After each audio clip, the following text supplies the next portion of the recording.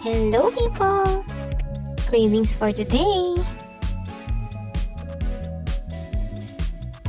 Hilawing bituka ng baboy.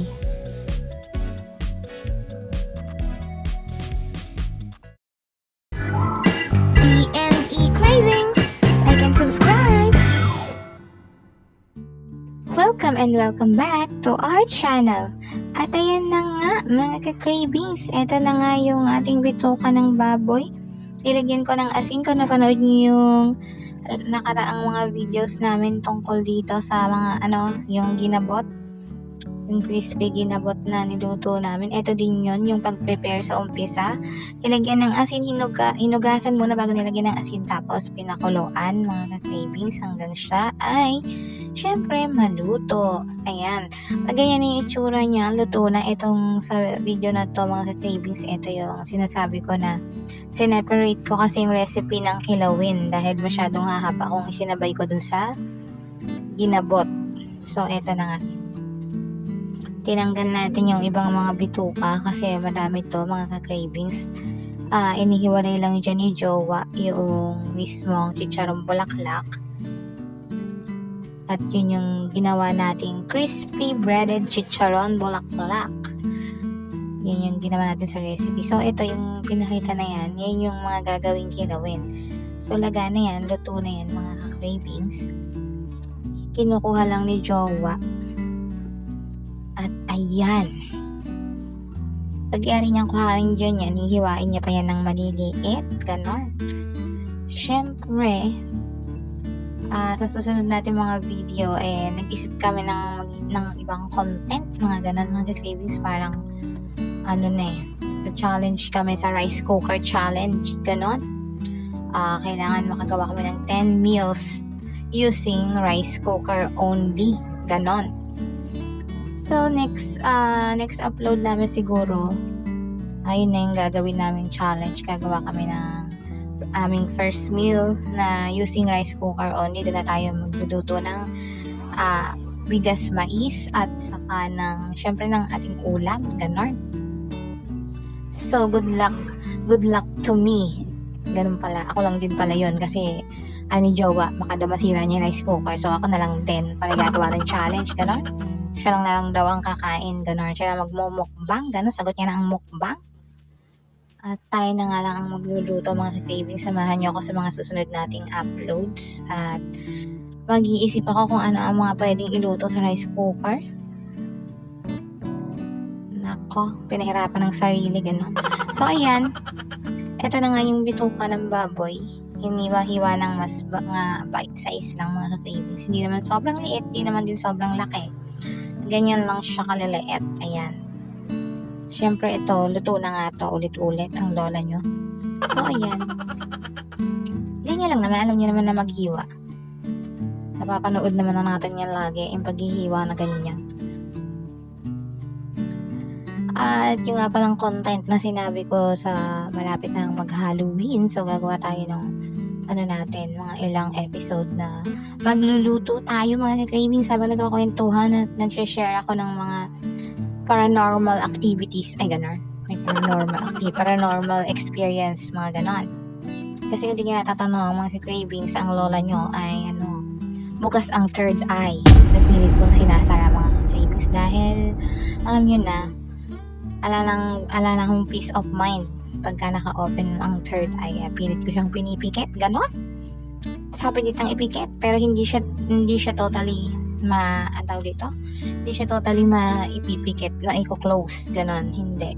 Open pa rin siya, pero at least nako-control ko na ngayon. Hindi na lang kasing dalas nung dati. Which is yun, laging halos araw-araw may mga kakaiba kang nakikita, ganon. Ay hindi naman nakikita ng isang normal eyes, ganon. At ayun na nga, naghiwa na ako ng sibuyas, tapos ito na tayo sa pipino. Pipino na to mga cravings. Hindi na tinanggal ni Jowa ang buto dahil nga maliliit naman at mura pa yung mga buto niya. Pwede pa yan. Pero pagka yung matitigas na yung buto ng pipinong nabili nyo, syempre scrape nyo na lang muna kasi hassle naman nguyain minsan matigas. Ganon, depende na sa inyo. Kung gusto nyo na may mga nangunguyak yung matigas, pwede nyo di isama. Pero dahil sa kami kakain nito, kaya ayoko nang may ganon. ano-ano lang sinasabi ng lola niyo.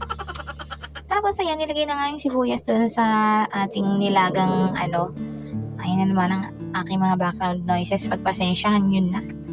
Ang mahalaga ang mga background noises ko lang ang mga dumadaang sasakyan, ganon. Wag naman yung mga babaeng umiiyak, ganon. Wag naman yung ganong background.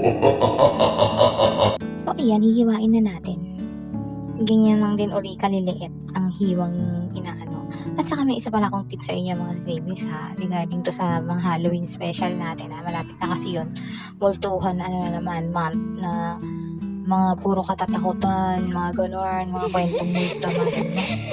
Pag may experience kayo sa isang lugar na may paranormal experience kayo, huwag nyo na lang sanang ikukwento ng mismong nandun kayo sa lugar na yon kasi mas na-attract nyo yung mga entities na yon. Kapag kinukwento nyo, nararamdaman din nila yon na nakita nyo sila, kaya huwag nyo na lang ikwento. Quiet na lang kayo kapag ganon. Pag nandun kayo sa lugar kung saan nyo siya nakita, ganon. Kung saan siya nagpaparamdam, ganon. Huwag nyo nang iparinig, huwag nyo na dong ikwento. Ikwento nyo lang mga sa ibang lugar kayo, ganon. Dahil nga baka marinig niya, lalo niya kayong guguluhin. Ganon, may pagulo. Based on my experience lang yan mga ka-cravings So ayan, naglagay na tayo ng kalamansi. Balik tayo sa pagluluto. Ayan, lagyan natin ng kalamansi. Kalamansi nilagay ni Jowa dito, hindi ko na pinalagyan ng suka dahil mas masarap yung kalamansi, limonsito. Tapos nilagyan na ng black pepper powder. At nilagyan niya ng asin mga ka-cravings. Tapos patis. At pag-yari niyan, haluin na. Ay, nalagyan pa yata nilagyan din pala ng suka. Ano ba yan? Sabi ko, wag lagyan. Ngayon ko lang nakita mga cravings, nilagyan din pala ni Jowa ng suka. Pero 2 tablespoon lang naman yung nilagay niya.